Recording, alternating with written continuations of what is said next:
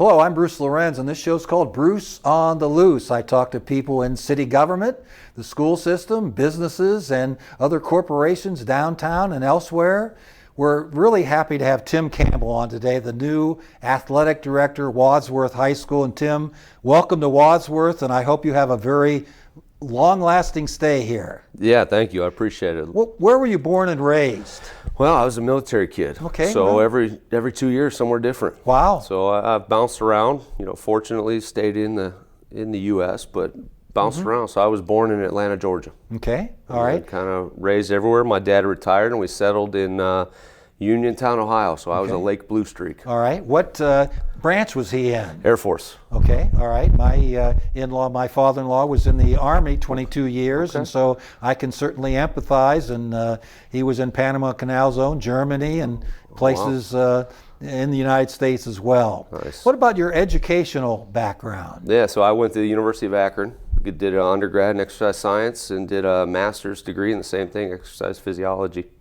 What are some of your early jobs that you were able to secure? Well, I probably unique in the business. I was very fortunate to where I got on as an intern with at the University of Akron, and then I was actually thinking of heading into minor league baseball when I got offered the graduate assistant job at Akron. So I was extremely pleased. I was not looking forward to minor league baseball, but I was fortunate enough to get the job at Akron as a graduate assistant, and the rest is history. I kind of climbed the ladder there.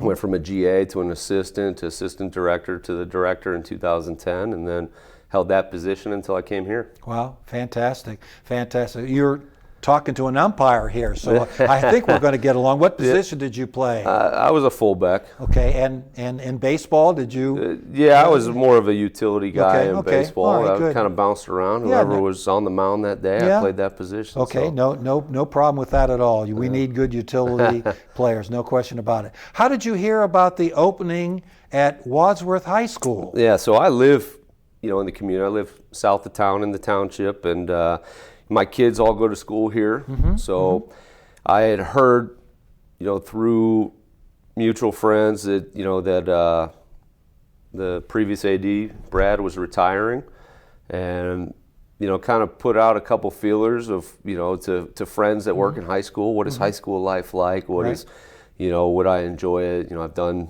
something for 20 years. Would it be something I'd be interested in? And it was an unequivocal, you would love it. And then on top of loving the high school aspect of things, the community of Wadsworth, I really enjoy it. I go to youth football practices. The wrestling program here is second to none. Coach G has done an unbelievable job, and just being around those type of people and knowing that those type of people are the ones involved in the high school and the ones that are running it from the top. Those are the type of people I was excited to be associated with. No question about it. Wadsworth really does support its athletics very much, and you hit it right on the head. It's a community that really extends a welcome to all the athletes and really does a wonderful job. What about the interview process? Can you break that down a little bit and tell us what that was like? Yeah, so I've been on a few interviews, and this one was extensive. So it was a 3-step process, and the first one's pretty general, kind of could relate to any organization, to where you've got a panel that's on the committee and you interview with them for roughly an hour, and you get a pretty good taste in your mouth leaving that room and see if you can get some engagement. And then there's round two. Round two was intensive. And who was that with? So there's 2 groups. Right. They've got a coaches and administrative group, and then they've got a community group. And I thought that was unique, but I thought it was pretty cool because you want to integrate the high school and the community. So I thought having those was brilliant, whoever came up with that idea. But, you're talking youth leaders, just Main Street board members, council members, those types of things that were on that board. I think there were roughly 15 people in each room. So talking 30 to 40 individuals in one night that you're interviewing with. And you had a presentation in both rooms and then a Q&A to follow that. Wow. Sounded like it was very, very intense, and it really covered all bases. I mean, people at the end would probably know you pretty well, I would say. Yeah, I would think you get to know somebody, Yeah. pretty good, and it's it's one of those. You gotta put on your right hat that night, right, and be clicking on all cylinders. No question. What about the fall season right around the corner? We're right, right. Well, some of them we're already started going. already. Tennis Yeah, and for golf sure. are rolling, and soccer's about to fire up. And Pretty nice to have some veteran coaches on staff that they've been around the block. Mm-hmm. You probably want to know how you can assist them, and it's helpful to have coaches that have been there, isn't it? It is, and it's been just a tremendous relief asset having those guys. You look at a John Johnson, who coaches boys soccer, been here forever, done a tremendous job, and he's about as organized, detail-oriented, and of a manager to the sport, but on top of what he's bringing on as a coach to it, very fortunate to have him. And coincidentally enough, he's an Akron alum. He played soccer at Akron, and as you know, I had a long history with men's soccer at Akron, and so getting to meet him and getting to meet Coach Todd's another level. You can go down the list of the people here. Coach Andy Booth has done an unbelievable job with girls basketball, and to have these people as a sounding board, throw ideas out, pick their brains is just it's a blessing that the community has those people here. But it's also, I'm very fortunate to come in as year one of a high school administrator and have those people to lean on for a little assistance. No question. It makes your job so much easier. They know the procedures. They know what the Wadsworth Board and the administration desire, and they get kids out. I mean, it's not that we have any programs that are lacking student participation. One thing you'll find in Wadsworth, the kids really come out for athletics and theater, band, and those other activities as well. Like 60% plus kids get involved in something, and that's positive, isn't it? It is, and when you got the kids supporting kids, and parents supporting kids, community members that to be honest have no kids involved, so they have no stake in it, but the support for all of the programs just seems to be at an extremely high level, and all the perceptions I had coming in have just proved true as I've gotten going. So couldn't be more excited to get the year moving because of that. As an umpire, I took a concussion class yesterday to certify myself for 2025 softball in the spring. And it's really important to have a very superb medical staff to work with the coaches when you have injuries, isn't it? It is, and concussions are a hot topic, right? So there's been documentaries and everything. So it's a hot topic, and it's one of those words that you almost can't toss around very lightly, because you start saying it too much, you're going to be out. Yeah. And so having the proper medical staff that truly understands concussions, and we are again, and I'm going to use this to nauseum today. We're extremely fortunate in Wadsworth. We're so blessed. We've got Children's Hospital under contract here, and our trainer, Todd Sable, is really high-level individual. So, to have Todd and to have his team and Children's Hospital backing is a resource that's just, it's as good as it gets at the high school level. There's no doubt. And I can tell you, even in softball, and people would say, well, that's not a high priority, but the trainer touched base with the coach and made sure everything was A-okay, stayed for a couple innings, and then maybe went over to baseball. I'm not sure, I didn't tail him, but it's really nice to have all the sports covered. Yeah, and having those guys, we've got a guy at the high school, we've got a gal at the middle school that they do a tremendous job, and they really work relentlessly.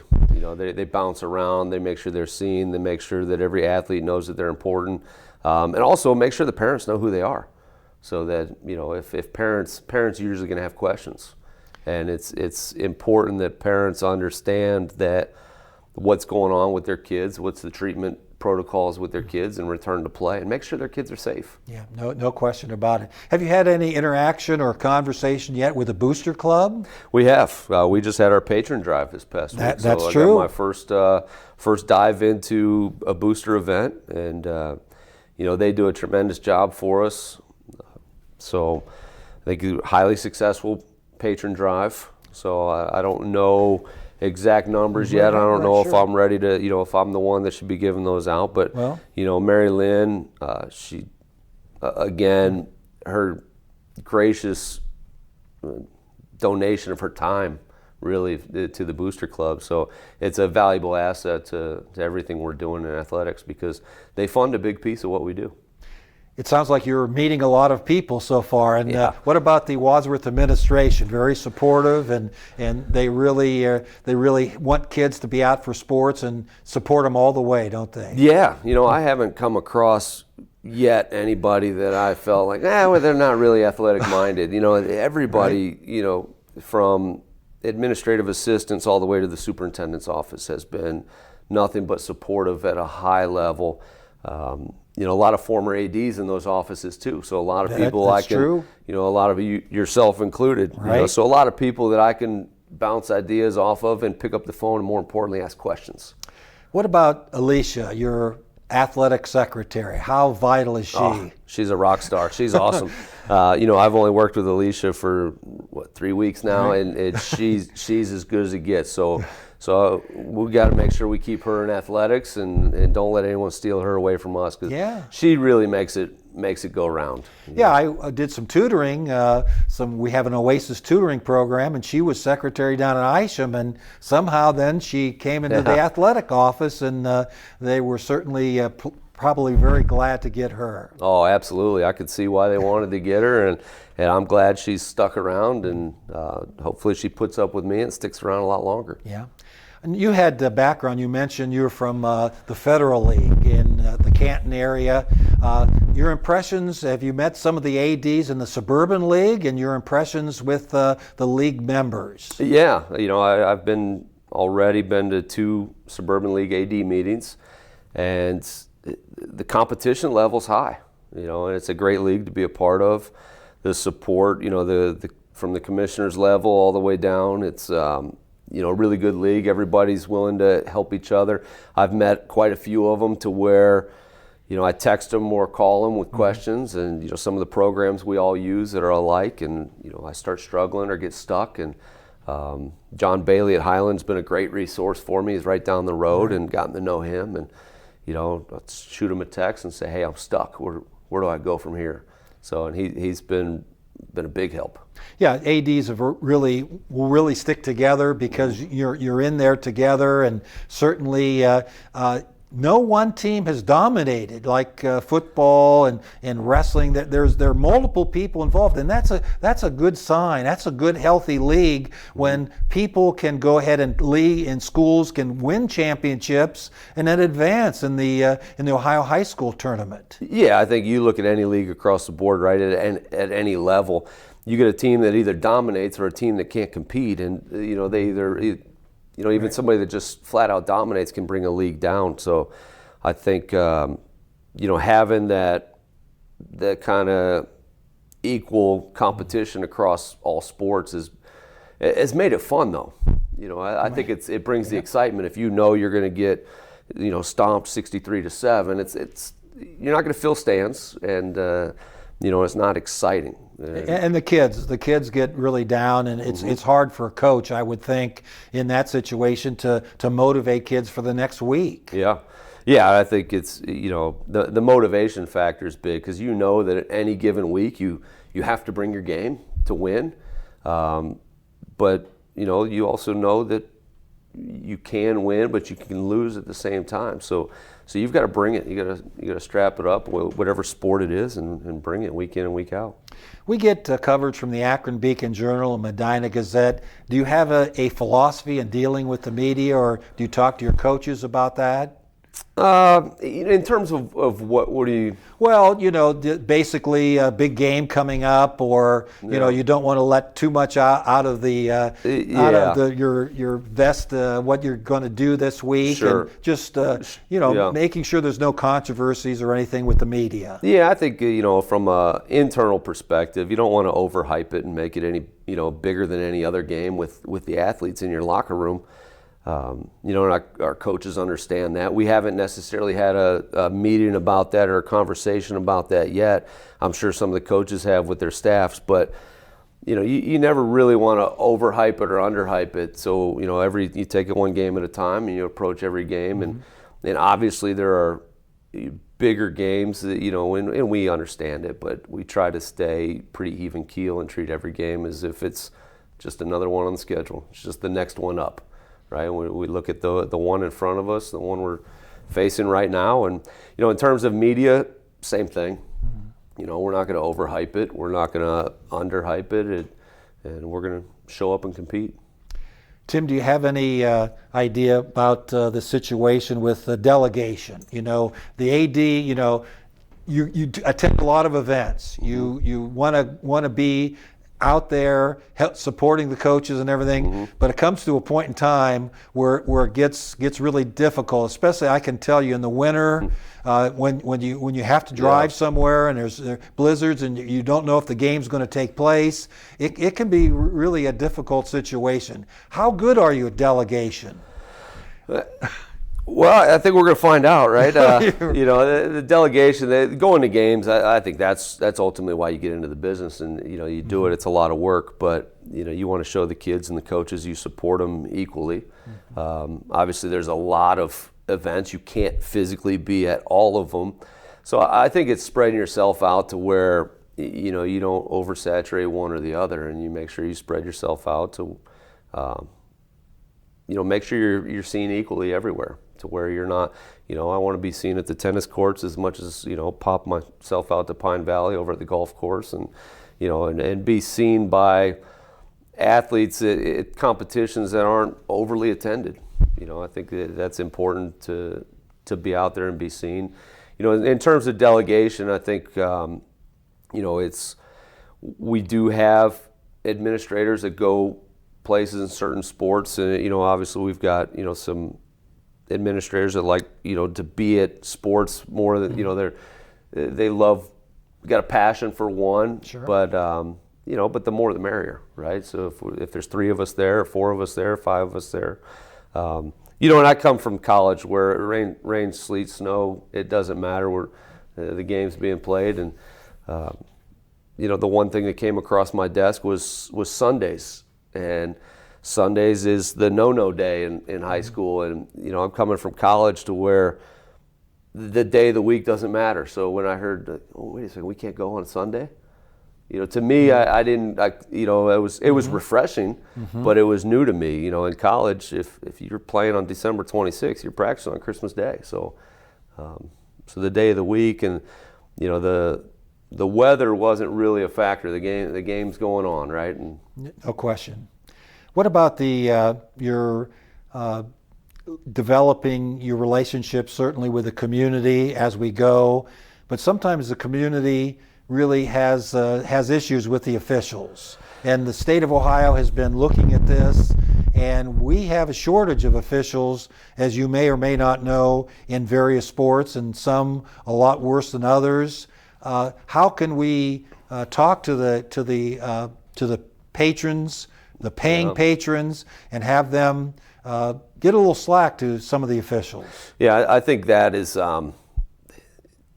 more of a presence from administrators and whatnot, being up in the stands, being part of the solution, right? And I said I had a parents meeting last week, and I want to be up in the stands with them, talking about their kids and the success that we're having on the field, on the court, on the pitch, everywhere. So I don't want to be up talking to them about their behavior, right? So it's, parents out there, the officials they're not highly paid individuals, and they're doing it because they love it. So we really do need to cut them some slack and kind of bite our tongue a little bit. So. Tim, it seems like we have shortages. We're promoting people at a very rapid pace, and it may have been a 3-year probationary period, and suddenly they're in a varsity contest. That doesn't help, does it? No, when you got people with the inexperience, and fans don't know that. They don't know that, hey, this is only their third varsity contest, and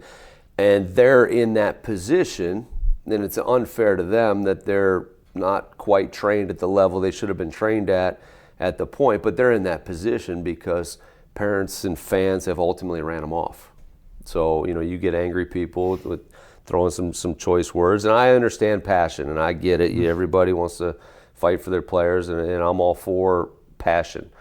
But there is a line that gets crossed, and when you run people out and then you don't understand that the person coming in behind them doesn't have a whole lot of experience under their belt, so they're going to make even bigger mistakes. And it's not really their fault.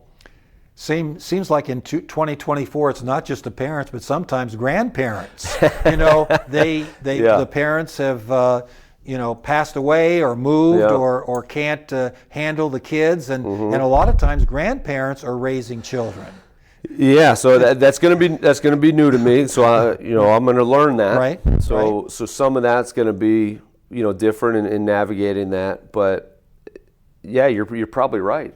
Different generations, different people raising kids, and it's going to be a different approach to it. But again, I think if myself and other administrators and people that understand what we're going through in terms of officials on the field are up in the stands, kind of explaining those situations in the moment, like, hey, we need to cut these guys some slack, right. cut these ladies some slack, and.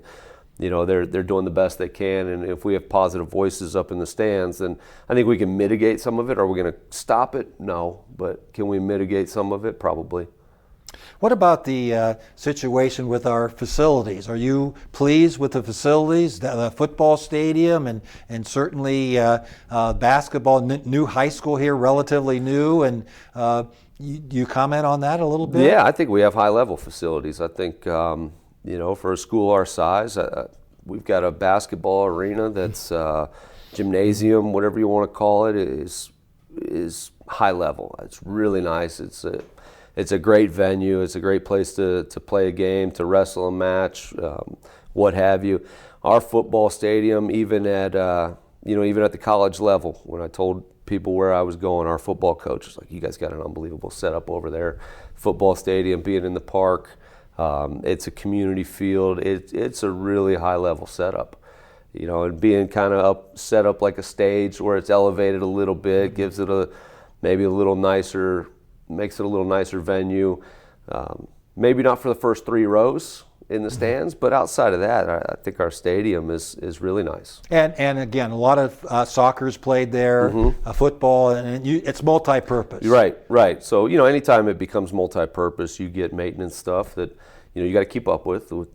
Turf is it's ever changing, and you always got to keep up with it and replace it. So I think our administration has a great plan in place to keep our facilities at a high level. Dr. Hill has set up a facilities committee for our athletic. I'm not spilling the beans on anything. He has sent out an email on that. So discuss keeping them at a high level and maybe taking the next step to, that we stay at a high level. WCTV, we're doing a show today. Can you recognize any other community that does as much to promote sports, and the grandparents can go Friday night to see the Grizzlies, and then they can come home and watch it again? Not that I know of. I tell you what, you guys do an unbelievable job streaming the games too. I mentioned I was a community member here, so obviously a fan of the athletics, and the amount of times that I sat in a hotel room and watched our events here because I know my kids were attending them. The broadcast on it, the commentator, it was awesome. So I thought, really good stuff. And it really does promote, especially if we can get parents to do, as you mentioned, the gymnastics, and we can do the volleyball. I mean, those programs, because kids are in it, those are probably important to you. For sure. I think the more we can publicize our kids and share their stories and their successes and really, advertise their hard work and dedication, I think we can't do enough to promote our kids. So the fact that we have this and your entire purpose is to promote our kids is awesome. And those kids aren't going to go on maybe be professional, but it adds to their background. They have success, and they're going to go ahead and go to college and maybe get a degree and go ahead and be successful. My daughters were in basketball and they played softball, and they weren't great, but I think my daughter's a pretty good attorney, and I know my daughter's a very good minister. So, I mean, that adds to their background. Absolutely. I think, anytime athletics becomes, all the traits, all the cliche traits, and they're not cliche, they're real. That what makes an athlete a good athlete, the discipline, the dedication, time management, all the list goes on. And most of them, I think NCAA had a commercial at one point of 97 point however many % go on to be professionals in something else.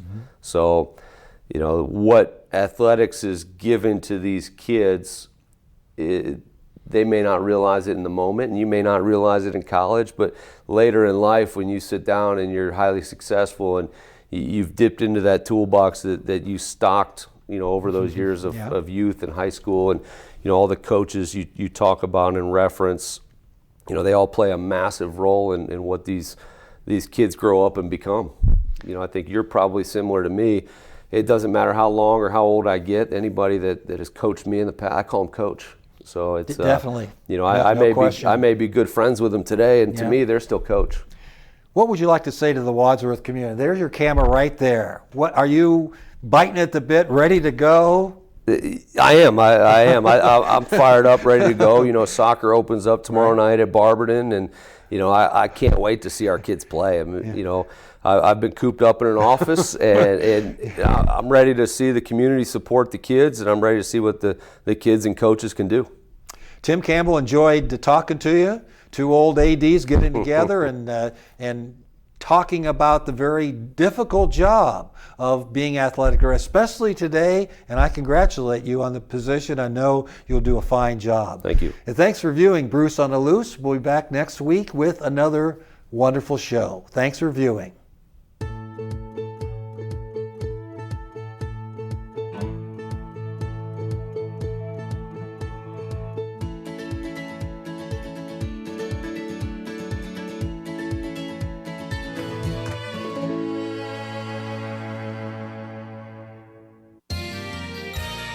You are watching WCTV, Wadsworth Community Television.